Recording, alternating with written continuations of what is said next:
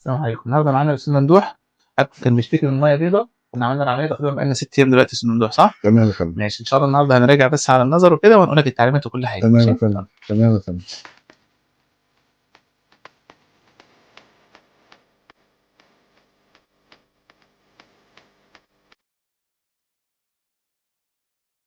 مم. دي شمال يا فندم، يمين يا فندم، تحت، فوق، يمين، شمال، ممتاز. تحت.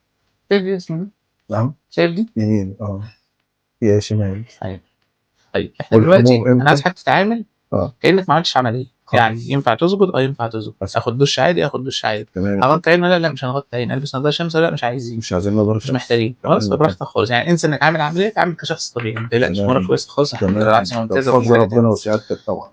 بالنسبه للعيله الثانيه، اه العيله التانية فيها ميه بيضاء. تمام. محتاجه تتعمل، محتاجه تتعمل. تمام انت يا فندم. سالتني قبل كده يا دكتور محتاجه تتعمل امتى؟ ايوه. هنقول براحتك بقى يعني. اي وقت الميه البيضاء ينفع تتعمل، بس كل ما بنعملها بدري بنسهل على بنسهل الجراح على والنتيجه تبقى الجراح. اسرع. ماشي؟ فانت كل ما تعملها بدري يبقى افضل، لكن ينفع تنتظر شويه. ما اقدرش اقول ماشي. حاجه انه اجباري لازم بعد تعمل. رمضان بس عشان مش مشكله، الواحد ربنا ياخد. يدي حاجه الصح.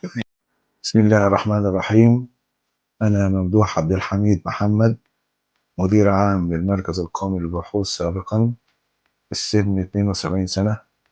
لجأت للدكتور أحمد، الأستاذ الدكتور أحمد ربيع، لعملية إجراء عملية مياه بيضاء في العين اليمين، وكانت على أعلى مستوى من الكفاءة والعدسة والطيبة والخدمة الممتازة، وخصوصا الأستاذة هاجر، أستاذة يعني تخلص كل حاجة في منتهى الهدوء والطيبة والأخلاق العالية، هي والدكتور أحمد ربيع.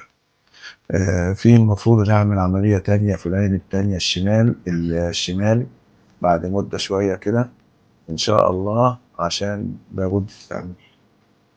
وشكرا جزيلا للخدمات الجليلة والخدمات المتكاملة عند الدكتور أحمد ربيع.